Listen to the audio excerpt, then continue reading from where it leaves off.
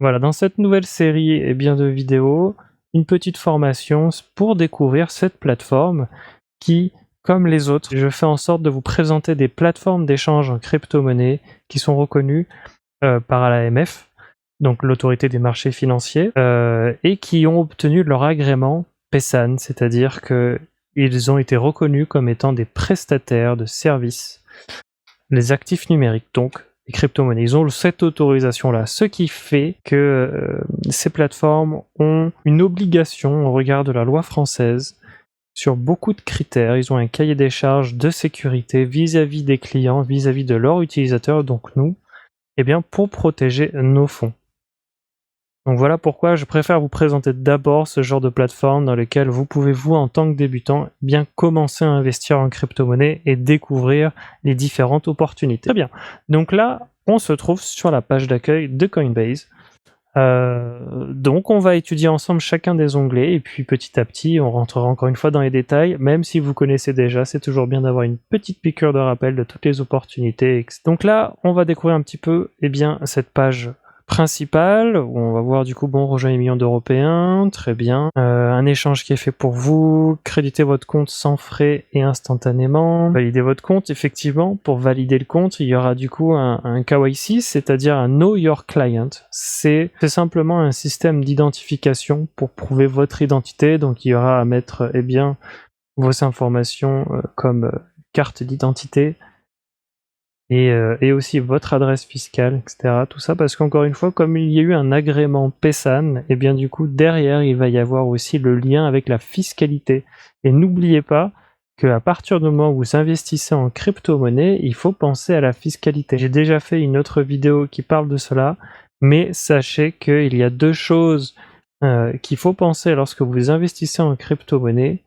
C'est surtout lorsque vous allez les vendre, parce que suivant si vous vendez votre crypto-monnaie, par exemple vous avez du Bitcoin contre une monnaie fiduciaire, fiat, contre de l'euro par exemple ou du dollar, cela devient imposable et il faudra donc du coup le déclarer aux impôts. Seconde chose, ce qu'il faut absolument déclarer, ce sont les comptes que vous allez ouvrir. Par exemple, ouvrir un compte sur la plateforme Coinbase, tout de suite, ça va impliquer de devoir le déclarer l'année prochaine en tant que compte ouvert à l'étranger. Parce qu'en France, on considère du coup que toutes ces plateformes sont représentées comme des comptes bancaires. Comme toutes ces plateformes ne sont pas basées en France, il faudra du coup les déclarer. C'est facile à faire, il n'y a pas de problème avec ça.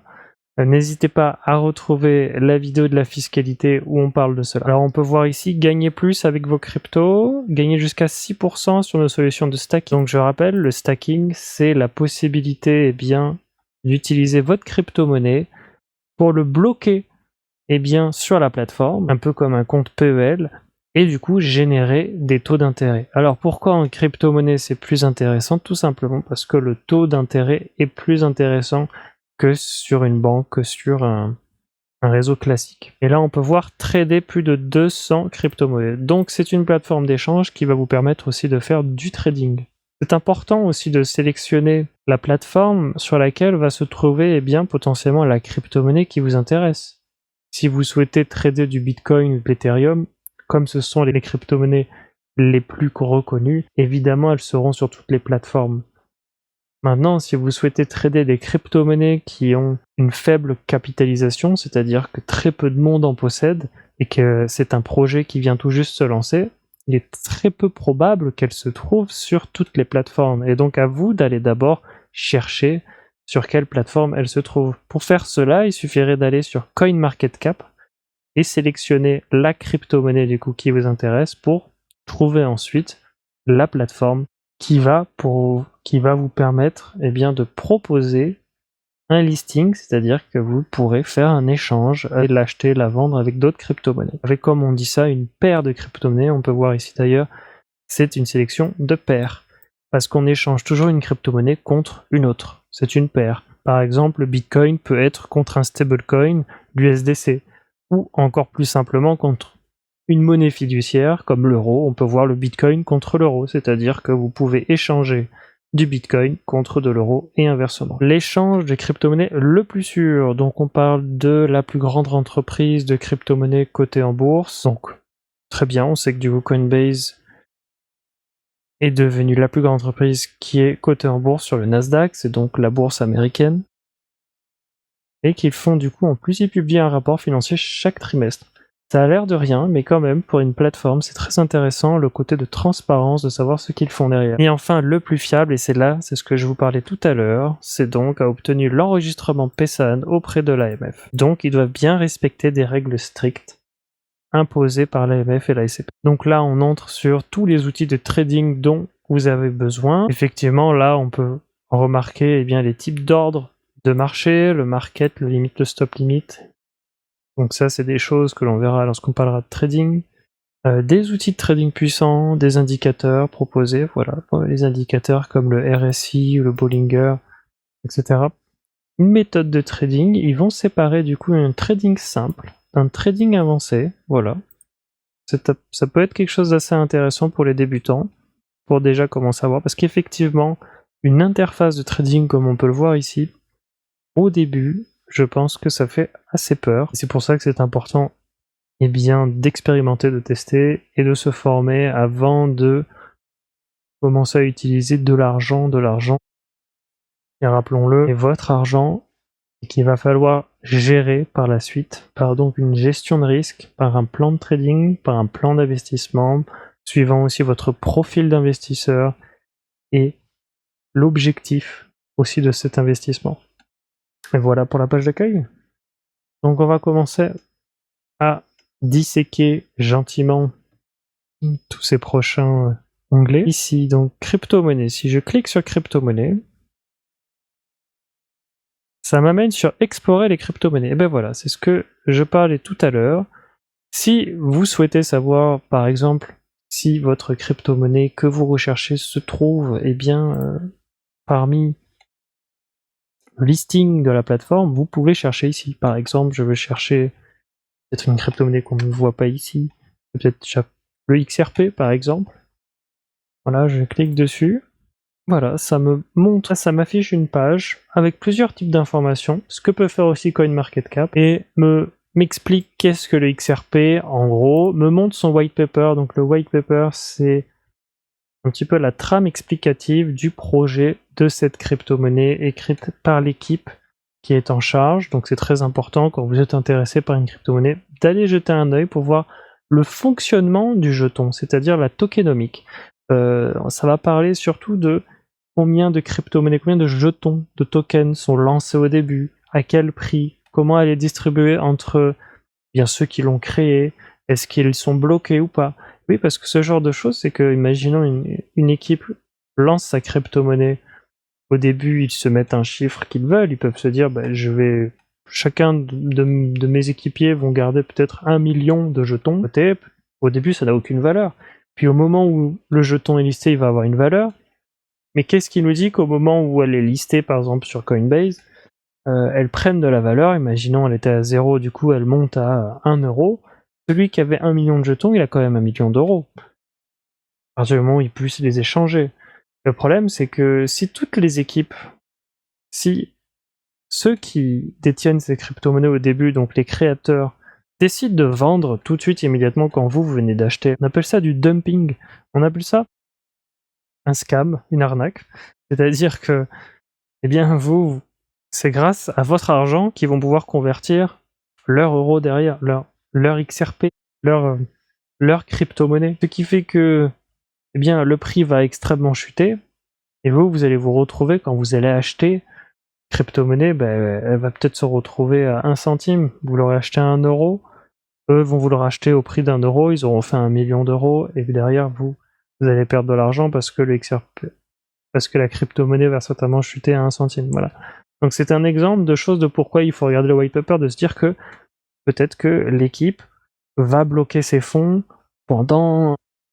C'est-à-dire que même si la valeur de la crypto-monnaie va augmenter, ils ne pourront pas la vendre, elle sera bloquée sur un contrat intelligent, par exemple, ou elle sera distribuée d'une autre manière, etc. Voilà à quoi ça peut servir le white paper, ça peut déjà vous donner une idée de qu'est-ce qui pourrait se passer. Ce genre d'idée qu'on ne pense pas en tant que débutant, de qu'est-ce qui pourrait se passer, comment les créateurs pourraient arnaquer les futurs utilisateurs de cette crypto-monnaie, les futurs acheteurs. Donc ça arrive souvent sur les nouveaux projets, les nouvelles petites crypto-monnaies, surtout ce qu'on appelle les meme coins ou les shitcoins, voilà, c'est-à-dire que c'est littéralement ce que cela veut dire, c'est-à-dire des jetons merdiques qui n'ont aucune valeur, mis à part celle qu'on veut leur donner, parce que derrière ils n'ont aucune utilité. Mais du coup, pour certains ça fonctionne parce qu'il y a une communauté, et pour d'autres, simplement ça va être une technique, et bien pour pouvoir attendre que des gens achètent, on fait monter le prix de manière artificielle, et les créateurs revendent tous leurs jetons, laissant du coup tout le monde bien sur le carreau. Ensuite, on a les liens du site officiel, et on a aussi des boutons comme acheter directement. C'est plutôt intéressant aussi. Et un graphique, voilà, un graphique où on peut jongler. Là, on est sur une journée, et on peut voir sur une année, et on peut voir là, par exemple, que on est passé de 49 centimes à quasiment 3,15€ le jeton. Et on peut voir tout, voilà. On peut voir les pics, qu'est-ce qui s'est passé à un moment donné, et le second pic, etc. Voilà. XRP, c'est quand même une crypto-monnaie assez spécifique qui a eu toute une histoire avec la SEC. La SEC qui est l'organisme fédéral américain qui est lui chargé de réguler les marchés financiers aux États-Unis. C'est un petit peu la version du coup américaine de l'AMF pour nous en France. Et donc, elle a commencé à partir un petit peu à l'attaque des crypto-monnaies pour savoir qu'est-ce qu'une crypto-monnaie, comment elle va être régulée, etc. Et donc XRP a fait parler du coup de cela. Donc c'est très important de voir un petit peu aussi ce qu'on appelle l'analyse fondamentale, c'est-à-dire l'analyse qui n'est pas sur le graphique. L'analyse graphique, c'est une analyse qu'on appelle technique. L'analyse fondamentale, c'est tout ce qui est autour, c'est-à-dire c'est les news, les informations, c'est tout ce qui fait partie finalement du monde, tout ce qui pourrait impacter le prix d'un projet, d'une crypto-monnaie à l'extérieur du monde. Je sais pas, par exemple, il y a une guerre quelque part, et que on utilise une crypto-monnaie pendant cette guerre pour acheter des armes ou quelque chose comme ça va influer, ça va impacter des choses, etc. Donc c'est exactement la même chose que la bourse. C'est des choses dans lesquelles il faut s'informer lorsque vous investissez dans une crypto-monnaie. C'est des choses qui vont bien plus loin que simplement une crypto-monnaie. On peut voir ici en bas les réseaux sur lesquels ils sont utilisés. Donc les réseaux, c'est les blockchains dans lesquels on va pouvoir retrouver cette crypto-monnaie. Et c'est des informations supplémentaires pour vous qui, si vous commencez déjà à utiliser des portefeuilles qui sont dans la finance décentralisée, de savoir si vous allez pouvoir transférer cette crypto-monnaie via un réseau qui vous coûterait moins cher. Parce que le nerf de la guerre lorsqu'on veut transférer une crypto-monnaie, c'est les frais de transaction. Et les frais de transaction peuvent coûter très cher si on utilise une blockchain, donc un réseau qui peut être congestionné, ou contrairement, un réseau qui lui a une meilleure gestion de sa congestion et qui permettra du coup de réduire les frais. Bonne nouvelle, pour acheter des XRP, vous pouvez utiliser la plateforme d'échange centralisée de Coinbase. Et ici on a même le calculateur, on peut voir la différence, la conversion entre le prix actuel et suivant n'importe quelle monnaie fiduciaire. Et on peut voir aussi les actifs qui sont liés. C'est plutôt pas mal déjà, ça nous permet déjà d'avoir un avant-goût sur chercher sa crypto-monnaie, etc. Donc je reviens sur cette page pour voir tout simplement le listing de toutes ces crypto-monnaies, où on va pouvoir voir le prix, un mini graphique visuellement pour comprendre sur quelle tendance on se trouve, la capitalisation boursière, le volume d'échange qui s'est passé. Et on peut voir qu'on peut les trader ici. Alors bizarrement, je peux voir que le BNB, je ne peux pas le trader. BNB, c'est le jeton de la plateforme Binance, donc littéralement son concurrent à Coinbase, notre plateforme d'échange. Et ici, il nous indique bien que BNB ne peut pas être tradé sur Coinbase, donc ils n'ont pas autorisé l'échange de ce jeton-là. Donc encore un point important de savoir que vous ne pouvez pas du coup trader le BNB sur Coinbase. Mais bon, mieux le trader sur la plateforme qui en est le plus concernée, c'est-à-dire Binance. Bon voilà, pour cette page, qui va vous apporter déjà pas mal d'informations. Ouais, il y a plus de 1829 pages pour 18 287 actifs, voilà. On est sur quelque chose d'assez conséquent quand même. Bien, maintenant si je survole l'onglet particulier, je me retrouve avec plusieurs choses. On a achat et vente. Bon tout simplement, je pense que c'est assez clair. Vous allez pouvoir acheter et vendre des crypto-monnaies sur la plateforme, avec certainement la possibilité de le faire avec une carte bleue, carte de crédit, ou encore un virement SEPA avec votre compte, même PayPal. Donc le meilleur portefeuille de crypto-monnaies auto-hébergées. Qu'est-ce que ça signifie? Que le Coinbase Wallet est un portefeuille qui n'est pas relié à la plateforme Coinbase. Par exemple, pour comparer, si vous achetez par exemple une crypto-monnaie sur Coinbase, votre argent sera lié à la plateforme Coinbase. Cette crypto-monnaie, peu importe ce virement que vous aurez, ce dépôt que vous aurez fait sur la plateforme, sera du coup sur la plateforme. Ça va s'afficher sur votre compte, un peu comme un compte bancaire, où vous allez voir du coup le montant de votre dépôt qui sera là. Vous pourrez faire ce que vous voulez dessus, trader, stacker, etc. Mais cet argent, il est sur Coinbase. Comme si vous mettez de l'argent dans une banque. Cet argent, il est dans la banque. La différence avec le wallet, Coinbase Wallet, c'est que ce portefeuille, donc ce genre de mini compte bancaire, n'est relié à rien du tout. C'est pour ça qu'au début, c'était indiqué auto-hébergé. Ça veut dire que c'est un portefeuille non custodial, c'est-à-dire pas relié à la plateforme. À quoi ça sert? Eh bien, c'est l'idée même et l'essence même des crypto-monnaies, c'est-à-dire ne pas avoir d'intermédiaire entre l'argent et vous. C'est-à-dire que vous avez de l'argent dans une banque, j'en suis sûr que ça vous est déjà arrivé, vous voulez retirer de l'argent, une certaine somme, qui passe peut-être une certaine limite que la banque a volontairement et arbitrairement choisie, et vous devez attendre l'autorisation de la banque pour pouvoir faire peut-être un virement ou faire un retrait. Et là, on se dit, mais attendez, c'est mon argent, pourquoi je dois attendre votre autorisation?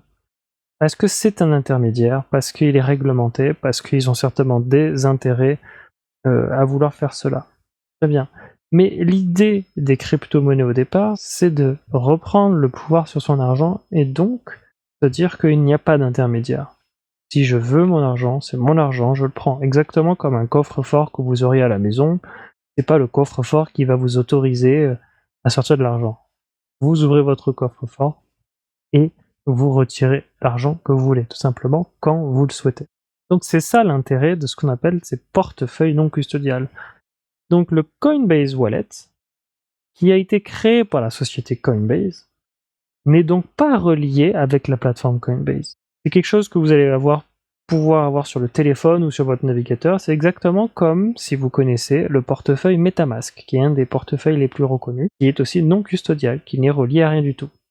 Et là, on rentre du coup dans quelque chose de bien plus essentiel pour les crypto-monnaies sur le fait de récupérer le pouvoir sur votre argent. C'est-à-dire que tout ce que vous allez mettre sur ce portefeuille séparé de plateforme, donc non custodial, vous allez en être le seul responsable. C'est-à-dire que si vous avez par exemple oublié votre mot de passe sur Coinbase, la plateforme la classique, il y a donc vos fonds dessus. C'est donc relié à la plateforme. Si vous avez oublié votre mot de passe, il va y avoir tout un processus pour récupérer votre mot de passe. Il va y avoir un service client derrière Coinbase. Pareil que pour votre banque classique. Si vous avez oublié l'accès, je sais pas, à votre compte bancaire en ligne pour faire un virement, eh bien vous pouvez très bien vous déplacer en agence et dire voilà, j'ai perdu mon mot de passe, qu'est-ce que je fais? Votre conseiller du coup va vous refaire un nouveau mot de passe. Vous allez montrer votre carte d'identité, etc. Et voilà. Vous allez pouvoir retrouver vos fonds. La différence avec un portefeuille non custodial, c'est que si vous perdez l'accès à ce compte, vos fonds seront définitivement perdus. Parce que vous êtes le seul à avoir ce que l'on appelle la clé privée ou la phrase de récupération. Donc vous êtes les seuls, vu qu'il n'y a pas d'intermédiaire, à gérer cet argent. C'est comme si vous avez encore une fois votre coffre-fort à la maison et que vous perdez votre clé ou le mot de passe qui permet d'accéder. Il faudra bien détruire le coffre-fort ou trouver un moyen pour atteindre les fonds qu'il y a dedans. Et là, c'est pareil.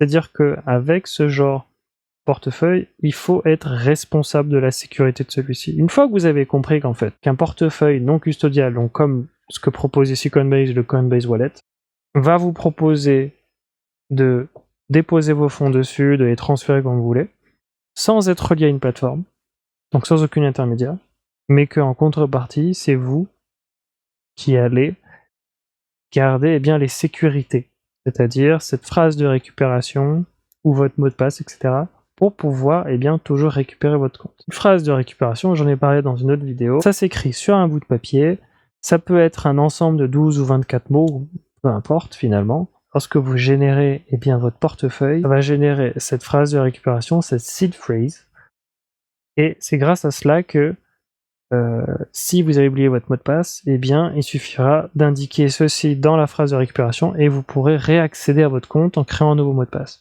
Maintenant, si vous avez oublié cette phrase, si vous ne l'avez pas marquée, si vous ne l'avez pas protégée quelque part, alors vous ne pourrez, ni vous, ni personne, accéder à ces fonds. Ils seront définitivement perdus et bloqués sur la blockchain. Voilà.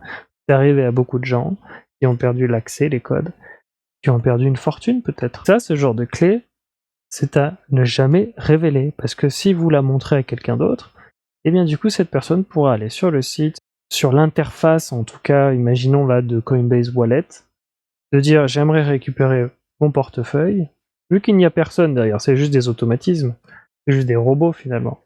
Vous allez mettre cette phrase qui n'est pas la vôtre et vous allez récupérer le compte qui est peut-être de quelqu'un d'autre. Donc c'est là que ça devient dangereux si vous ne gérez pas votre propre sécurité. Parce que c'est votre coffre. C'est comme si quelqu'un rentrait chez vous et qu'en fait il prenait votre coffre, votre clé, et il ouvre votre coffre et c'est tout. Un voleur. Donc c'est la seule chose qu'il faut prendre. Donc voilà, c'est pour reprendre sa responsabilité sur son argent. Et ça fait partie, selon moi, de ce que l'on peut attendre des crypto-monnaies. Proposer une alternative à la finance classique centralisée qui existe aujourd'hui. Parce que quand on dit centralisé, la plateforme Coinbase est une plateforme centralisée, tout comme une banque, c'est-à-dire que votre argent et l'argent de tous les autres utilisateurs sera mis dans un compte, entre guillemets, commun de la société. C'est la société qui gère de manière centralisée votre argent. Alors qu'un portefeuille non custodial, donc détaché d'une plateforme, c'est donc des portefeuilles qui sont décentralisés. Ça veut dire qu'ils sont gérés par un algorithme qui va faire qu'ils sont auto-gérés, auto-hébergés, et que chacun d'entre nous devenons responsables de cet argent. De cette, on pourrait dire, mini-banque. On devient en fait les directeurs de notre propre banque, propre coffre-fort. Donc on peut voir qu'on peut du coup télécharger le Coinbase Wallet. Il faut bien comprendre que ça sera séparé de la plateforme Coinbase. Vous allez avoir un compte relié à Coinbase. Si vous téléchargez ce wallet, ce n'est pas obligatoire, mais si vous le faites, ça sera deux entités différentes. C'est-à-dire que il faudra transférer, si vous avez besoin d'utiliser un compte ou l'autre, vos crypto-monnaies d'un compte à l'autre, tout simplement. Alors, normalement, comme c'est Coinbase, ils vont faciliter le transfert, potentiellement, entre leurs deux portefeuilles. Mais il ne faudra pas oublier qu'il y aura certainement des frais de transaction et d'autres choses. Voilà. Mais ces deux outils seront différents, c'est-à-dire que vouloir utiliser le compte relié à Coinbase vous permettra d'utiliser tous les services liés à Coinbase, et utiliser le Coinbase Wallet, donc détaché de la plateforme, vous permettra d'utiliser ce qu'on appelle la DeFi, donc tout ce qui est finance décentralisée. Et donc là, on rentre dans un autre monde où vous allez pouvoir utiliser ce portefeuille pour vous attacher à ce qu'on appelle des protocoles, différents protocoles qui sont sur les différentes blockchains pour pouvoir investir dans d'autres plateformes qui elles aussi sont décentralisées. Et là, on rentre vraiment dans un autre monde. De centralisé à décentralisé, il faut bien comprendre que tout ce qui sera décentralisé, il n'y a pas d'intermédiaire, c'est vous qui gérez absolument tout. Et donc vous allez avoir des milliers de sites internet, donc des protocoles, où vous allez pouvoir stacker, faire du trading, tout ça, mais de manière décentralisée. Donc il n'y aura pas vraiment d'intermédiaire, c'est vous qui gérez tout, c'est vous qui gérez vos transactions, qui bloquez vos fonds, qui les débloquez, etc. C'est donc pour bien séparer ces deux mondes. C'est intéressant du coup de faire d'abord cette transition de vous commencer sur une plateforme qui est centralisée, parce que ça va tout simplement ressembler à un compte bancaire en ligne, vous connaissez ça, derrière il va y avoir un service client, mais il ne faut pas oublier encore une fois que c'est cette banque en ligne qui détient vos fonds comme toutes les banques, et que si elles font faillite un jour, vous pouvez potentiellement perdre vos fonds. Bien que là, celles-ci, comme les autres plateformes que je vous propose, ont leur agrément PESAN et ont donc l'obligation d'avoir des garanties derrière dans le cas d'un piratage, d'une cyberattaque ou d'une faillite. Donc voilà, c'était important de comprendre la différence entre centralisé et décentralisé. Ça fait beaucoup de choses, ne serait-ce qu'on est juste en train de découvrir les différents onglets d'une plateforme d'échange, mais en fait on se rend compte qu'il y a quand même beaucoup de choses à comprendre derrière ceci. On est débutant, on me dit c'est quoi Coinbase Wallet, ok c'est un portefeuille, mais si on n'a pas tout ce que c'est derrière, on peut pas se dire qu'en fait ça c'est décentralisé, le compte que je crée sur Coinbase est centralisé. Voilà, c'est tout ça que je veux en fait vous amener à comprendre petit à petit, parce que derrière en fait vous allez avoir tout un cheminement qui va vous amener à un workflow, on va dire, tout un process qui va vous amener à vous dire bon ben en fait j'aurais besoin de ce portefeuille là pour faire ça, j'aurais besoin d'investir ici parce que j'ai besoin de faire ça, etc. Tout ça, ça se pense avant. Parce que, comme je vous l'ai dit, il y a des frais de transaction, il y a des frais d'échange, et il y a même des frais de dépôt des fois non, des fois il faut voir, il y a peut-être des remises dans ce cas-là, surtout lorsque vous êtes des nouveaux utilisateurs, souvent les plateformes vous font des remises là-dessus, des promos. Mais on se rend compte que investir sur un coup de tête, on perd de l'argent tout de suite. Parce que ça va aller quelque part, ça va ne serait-ce que même s'intéresser à s'inscrire à une plateforme. La première chose de quoi je vous ai parlé dans cette vidéo, c'est la fiscalité. C'est que se dire que tout de suite je m'inscris dessus, tout de suite je dois déclarer l'année prochaine que j'ai ouvert un compte bancaire, que j'ai ouvert un compte de crypto-monnaie Coinbase. Donc, il y a tout un process qui nous amène à investir sereinement.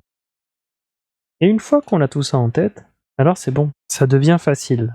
Une fois qu'on a compris tout ça au début ça fait beaucoup d'informations, mais après ça se simplifie, on a compris, on déclare là-dessus, on fait ça, on stack dessus, et voilà, c'est tout. Mais il y a beaucoup de détails qu'il faut du coup comprendre quand même avant d'investir. Alors, le troisième onglet, c'est la carte dépenser des cryptos, récupérer des cryptos. Plusieurs plateformes maintenant vous proposent une carte qui va vous permettre de dépenser directement les crypto-monnaies que vous avez sur leur compte en ligne, exactement comme une banque. Et c'est, vous le voyez, des partenaires comme Visa ou Mastercard qui travaillent avec ces sites. Donc on est sur quelque chose de classique et de sécurisé. Maintenant, tous ces partenariats sont faits correctement avec chacune des plateformes en crypto-monnaie pour permettre bien une sécurité totale. Et du coup, voilà, vous pouvez payer vos achats quotidiens avec une carte Visa ou Mastercard. Mais derrière, en fait, c'est votre crypto-monnaie. Vous avez du Bitcoin, par exemple, vous voulez le vendre contre, je sais pas, vous faites vos courses, vous achetez le plein d'essence. Et bien immédiatement, quand vous allez insérer votre carte, ça va échanger du coup, il y a votre crypto-monnaie en euros, ça va se faire automatiquement. N'oubliez pas, tout échange de crypto-monnaie vers une monnaie fiduciaire est imposable.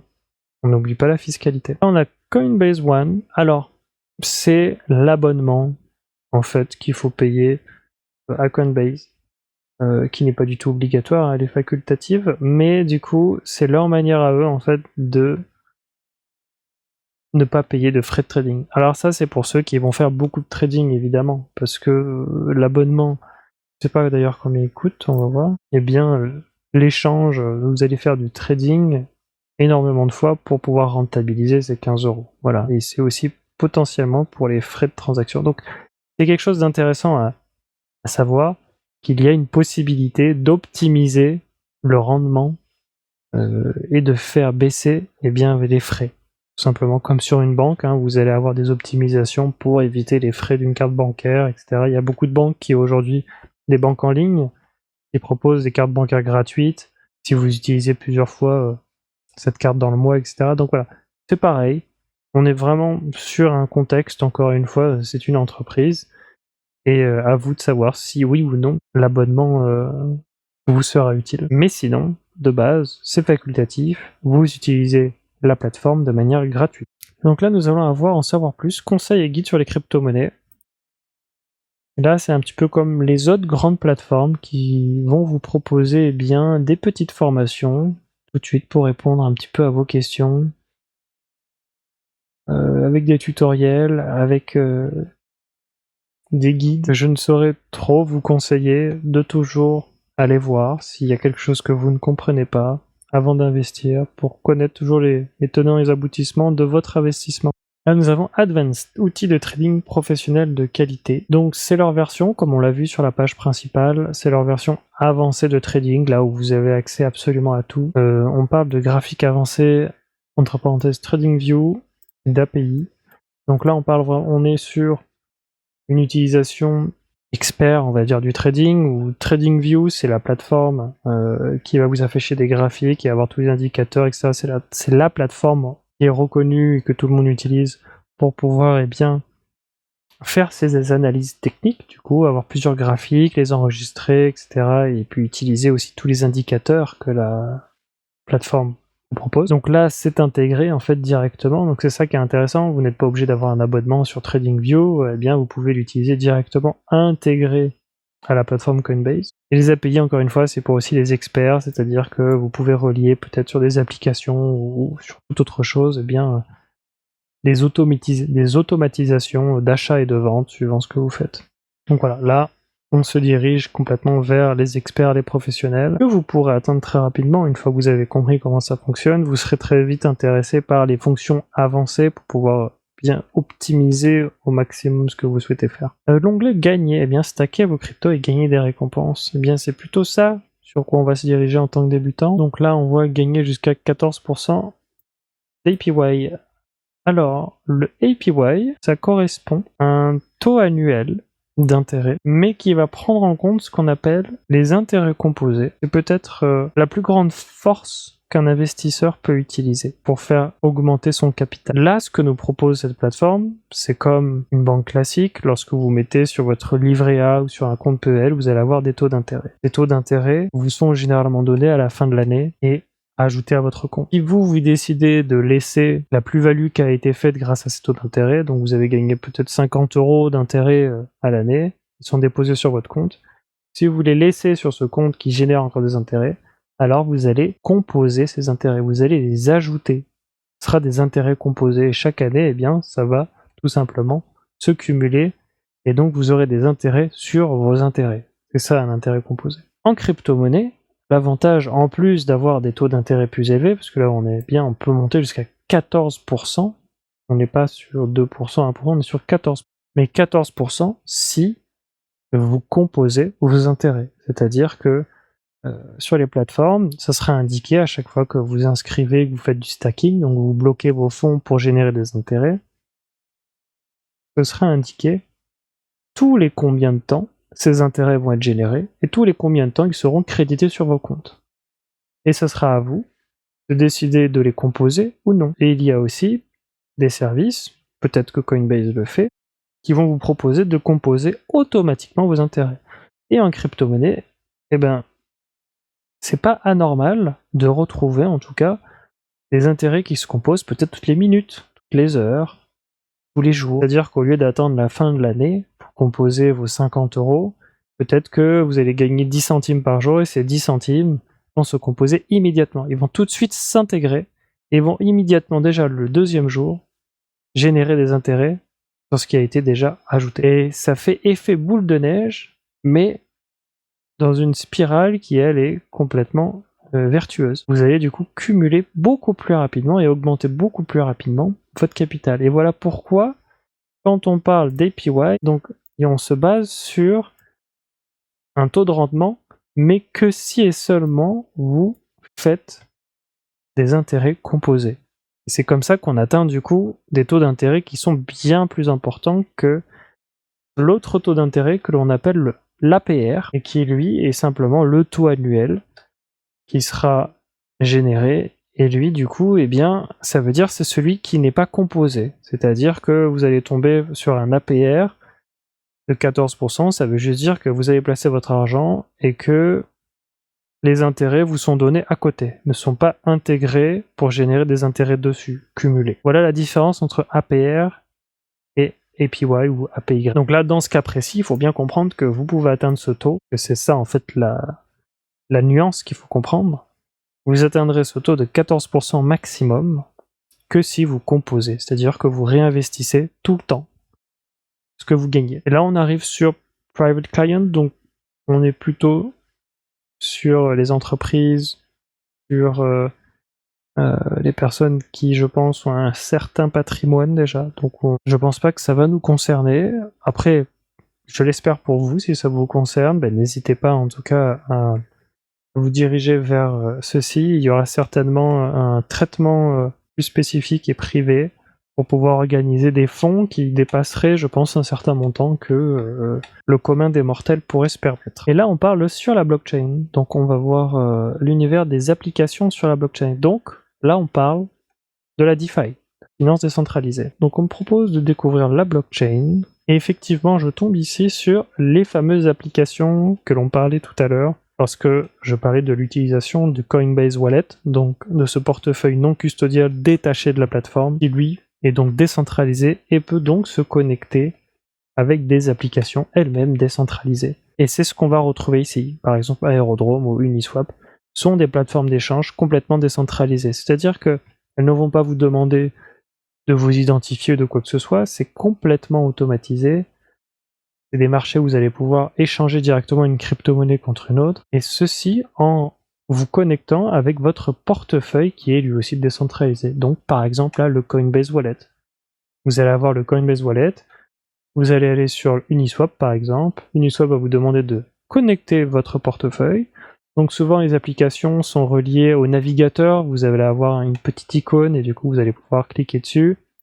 Ça va demander de relier, ça va relier votre portefeuille décentralisé à la plateforme décentralisée et donc reconnaître les fonds que vous avez sur votre portefeuille pour savoir ce que vous pouvez échanger. Là, c'est marqué ici, utiliser un portefeuille de crypto ou l'application mobile Coinbase pour accéder aux applications blockchain. Voilà, si j'en choisis une, par exemple Uniswap, il va m'expliquer quel est le protocole, et bien sûr il va m'envoyer le lien pour accéder directement à Uniswap. Mais voilà ce qui termine du coup ce tour ici dans particulier. Parce qu'après maintenant, si on rentre dans entreprise, je vais pas rentrer dans ces domaines-là, mais effectivement on peut faire du trading paiement de crypto-monnaie pour les startups, les PME, commencer à accepter des paiements en crypto-monnaie, ça peut être intéressant. Et la liste d'actifs, répertorier vos actifs, votre actif sur Coinbase. Donc c'est potentiellement ceux qui viennent de créer leur propre crypto-monnaie, qui ont un projet, qui aimerait être listé sur la plateforme d'échange Coinbase, qui peut être une énorme publicité, promotion pour leur projet. Institution. Là, on rentre sur des choses assez professionnelles. Trading, financement, service pro de courtage. Bref, en tout cas, il faut être une institution pour accéder à tout ce qui est proposé ici, mais ils proposent un peu plus. On voit qu'ils vont proposer ici des produits dérivés, c'est avec des effets de levier, etc. Effet de levier que je pense qu'on va pouvoir retrouver quand même en tant que particulier, même s'ils en ont pas parlé tout de suite. Du stacking aussi, les pools de liquidité. Donc les pools de liquidité, c'est l'essence même de ce que pourrait être une plateforme d'échange.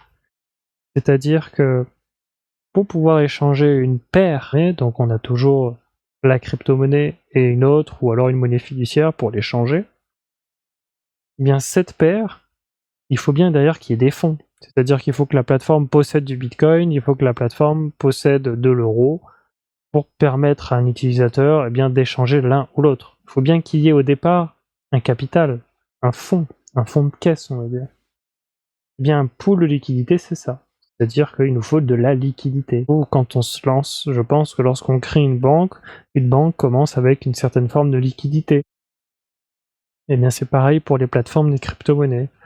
Et c'est d'autant plus parlant pour les plateformes décentralisées. C'est-à-dire que une plateforme décentralisée, comment elle va fonctionner, vu qu'elle n'a pas derrière une équipe, entre guillemets, elle n'a pas un endroit fixe où on peut dire qu'une banque, elle, va avoir des fonds fixes, une banque va peut-être avoir 10 millions d'euros stockés quelque part, etc. Et elle va pouvoir avoir une gestion de cette liquidité pour pouvoir, peut-être que les clients puissent retirer de l'argent cash. Elle aura du coup cette liquidité, ces fonds de liquidité pour pouvoir permettre ce retrait. Maintenant, une plateforme décentralisée, c'est pareil. Il lui faut un fonds de liquidité. Et donc, il faut qu'elle investisse d'abord elle, en mettant, voilà, si elle doit proposer une paire de liquidités, il faut imaginons si elle doit proposer la paire Bitcoin contre euro, il faut qu'elle ait du Bitcoin, il faut qu'elle ait de l'euro. Et comme c'est une plateforme décentralisée, comment ça fonctionne du coup si derrière il n'y a personne? Eh bien, comment ça fonctionne, c'est qu'il va y avoir des gens, nous, les utilisateurs, qui avons potentiellement déjà de l'euro ou du Bitcoin, et on va proposer de les prêter à la plateforme, de les déposer dans les pools de liquidité, pour en échange, on sera récompensé en intérêt. On gagnera des taux d'intérêt quand les gens vont les utiliser. C'est comme si on prêtait finalement nos fonds, donc crypto-monnaie ou euros, pour que d'autres personnes puissent les utiliser pour se les échanger et pour commencer à créer un marché automatisé, un échange automatisé, et c'est ça, une plateforme comme Uniswap par exemple, c'est une plateforme d'échange automatisé, c'est du trading automatisé dans lequel derrière on va confronter l'offre et la demande, et qu'il y a des utilisateurs qui ont déposé leurs fonds pour que cette offre et demande fonctionne, pour que cet échange fonctionne. Et c'est ça la puissance de la décentralisation, c'est qu'on fait tous partie du concept, du processus pour que ça fonctionne.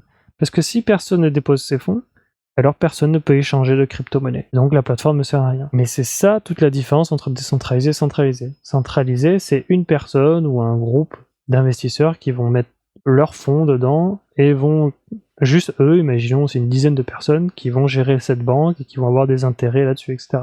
Là, dans la décentralisation, ça peut être vous, cet associé finalement, c'est comme si vous étiez associé à la plateforme et vous allez gagner des intérêts sur ce que vous avez prêté, sur le rapport proportionnel de ce que vous avez prêté. Et vous pouvez après reprendre ces fonds-là à chaque fois. Voilà. Et c'est là qu'on rentre après dans les détails de la liquidité. C'est important que la crypto-monnaie que vous choisissez soit liquide sur les plateformes d'échange, parce que sinon vous n'allez pas pouvoir tout simplement revendre par exemple votre crypto-monnaie. S'il n'y a pas de fonds liquides, si il n'y a pas de paire pour votre crypto-monnaie, par exemple vous l'avez acheté quelque part, vous avez acheté par exemple une crypto-monnaie, imaginons du Bitcoin sur une plateforme, contre de l'euro. Donc ça veut dire que cette plateforme avait la liquidité en tout cas pour pouvoir vous donner du Bitcoin, elle avait du Bitcoin. Vous avez de l'euro, donc vous avez déposé un peu d'euros sur cette plateforme, vous avez repris du Bitcoin. Voilà. Le Bitcoin est à vous, l'euro a été déposé dans son pool de liquidité. Maintenant, entre-temps, quelqu'un est venu et a vendu son Bitcoin, et donc la plateforme lui a donné des euros. Et potentiellement, du coup, les euros, peut-être qu'il n'y en a plus, parce que plein de gens sont venus retirer, ont vendu ce Bitcoin contre de l'euro, et donc personne n'est revenu en racheter pour redéposer de l'euro. Imaginons que personne n'a ré-rempli ce pool de liquidité, vous allez arriver, vous allez vouloir vendre votre Bitcoin, et là, la plateforme va vous dire, bah non, moi je peux pas te le vendre parce que j'ai pas d'euros à te rendre. Et donc du coup, vu que j'ai pas d'euros, tu peux pas me donner ton Bitcoin, donc l'échange ne se fera pas. Ma paire n'est plus liquide. Donc j'ai pris l'exemple du Bitcoin, mais ça n'arrivera pas sur le Bitcoin parce que c'est la crypto-monnaie la plus liquide au monde. C'est la plus grosse crypto-monnaie qui est utilisée partout, mais c'est qu'un problème qui peut arriver surtout pour les nouvelles crypto-monnaies. Vous investissez tout de suite sur des petites crypto-monnaies, on parlait des meme coins, on parlait des shitcoins, etc. Ça peut arriver très rapidement, et ça peut créer des écarts de prix, etc. Mais voilà, comprendre ce concept de liquidité et de pool de liquidité, vous comprenez le concept même et l'importance de la décentralisation et de chacun d'entre nous avons un rôle à jouer dans la décentralisation, et ce n'est plus une élite qui va gérer toute seule la centralisation des fonds. Et encore, voilà pourquoi la crypto-monnaie est surtout d'abord axée sur la décentralisation. C'est même d'ailleurs ce que le Bitcoin a créé. En créant la blockchain, elle a créé du coup une technologie décentralisée pour se passer des intermédiaires centralisés. Enfin, la plateforme propose aussi aux développeurs de créer ces plateformes, ces autres plateformes, ces autres protocoles. S'ils le souhaitent, voilà, ils vont proposer une manière de pouvoir travailler sur leur blockchain, etc. Et enfin, on va retrouver l'onglet à propos. Vous allez voir le blog, l'assistance, voilà, vous avez des questions, la plateforme peut y répondre. Il y a un service client, même des offres d'emploi si vous souhaitez travailler chez Coinbase. Voilà pour cette vidéo qui a fait le tour de l'interface en introduction de Coinbase. On a parlé de beaucoup de sujets. Et on se retrouve dans une prochaine vidéo où on verra du coup l'interface connectée avec ce que peut nous proposer Coinbase et voir exactement comment ça se passe.